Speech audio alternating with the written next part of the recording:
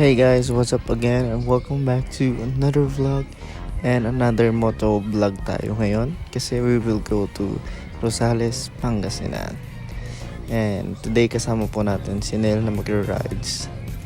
At medyo mas mahaba itong rides na ito compared to Binalonan. So, let's go! Magpagas muna tayo. So, usually pag nagpapagas ako, pinapa-full tank ko na lang siya. And around 270 palagi lang naman yung full tank ng motor ko. And napakalayo ng mapupuntahan doon. Malilibutan natin ang buong Pangasinan. Ayan guys. So dito nga pala tayo dadaan sa Guam. And medyo mabilis na po yung daan dito kasi medyo maluwag. Especially pag wala pong masyadong truck ngayon na dumadaan. Ayan guys. Hindi naman super luwang talaga pero kumbaga ito yung road pabutas ng Ordaneta. Ayan guys. Actually Katablan yung pangalan. Guam yung usually na tinatawag sa kanya. At nandito na tayo sa National Road. And kung makikita nyo dito guys, direct na yung araw. And ang cool lang tignan nan sa camera, no? At bypass na naman ulit tayo. So we're not going to daan in the city na para hindi na po tayo matraffic. And alam niyo naman, Sunday po itong ride po namin. Kaya, ayun guys, dito na ako sa bypass para diretso pa Villasis na tayo. And ito rin guys, napakasaya mag-drive dito kasi 3 lanes po. So, bali, 6 yan lahat. 3 sa left and 3 sa right. Ayan guys. And back to National Road to Villasis po tayo ngayon. At ayun guys, pag dito medyo mabilis-bilis na po yung daan dito. Hindi ko alam pero pag Villasis ako pumunta medyo mabilis-bilis kasi yung daan. Na-enjoy ko. At ayan, marami pong malalaking establishment dito. And syempre pag naabot ka na rin dito sa bayan, ayan, makakahinga na rin ako ng maluwag. Pero medyo magpipigil na ako kasi malapit na tayo sa pinakaayaw kong daan. Actually meron talaga akong pinakaayaw na daan at ito yun. Itong bridge dito po sa Carmen.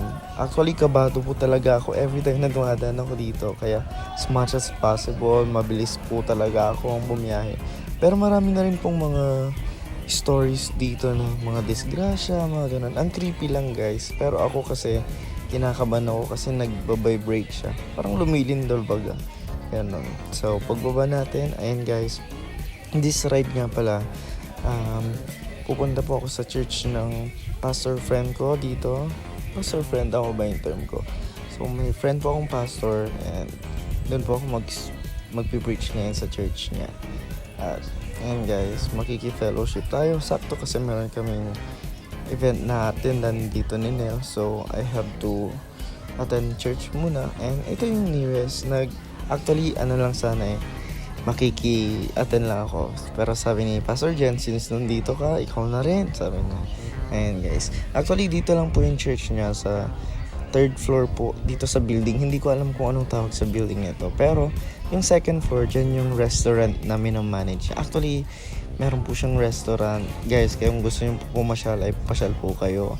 And every Sunday po, meron din pong service doon na po sa 3rd floor. Tignan nyo, parang na-occupy po nila yung 2nd and 3rd floor guys. So, nakarating na po tayo at aakyat tayo doon. So, hindi ko na mapapakita yung pwesto nung resto nila. Kasi pag Sunday, especially service, naka-close po muna sila. So, and guys, diretso na po tayo ng 3rd floor. And ito nga po pala yung view po dito sa taas. Kita-kita nyo po yung market. And let's have a service. And guys, so hindi po ganun kalawakan yung kanilang space dito. Pero goods na goods. Kasi basta ang ganda. Ang ganda po ng ambience and all the decorations. Yan ang wala pa silang aircon. Yun yung pag-pray natin guys. Para soon, di ba? Magka-aircon na rin sila. And alam nyo, magandang worship experience. Especially sa mga believers. So, nakaka-enjoy kasi masaya po ka-fellowship yung mga kapatid mo natin dito. Then, ayun guys. So, nag-visit na po kami dito kasi may event po. Birthday ni lolo ko. Then, after event, we went to Rosales, SM, Adictada. And diretso uwi na tayo. So, dito guys, pinag-drive ko na po si Nel from Guam. Kinat ko na po, hindi na ako nag-video guys. So, siya na po yung nagda-drive dito kasi medyo inaantok na ako. Kaya ayan, enjoy naman yan kasi gustong gusto niya na nagda-drive din siya guys. At ayan, ilang minuto na lang ay nasa Mapandan na po ulit tayo. So it's just a day tour guys. So, ayan guys, thanks for watching. Till next vlog, bye bye.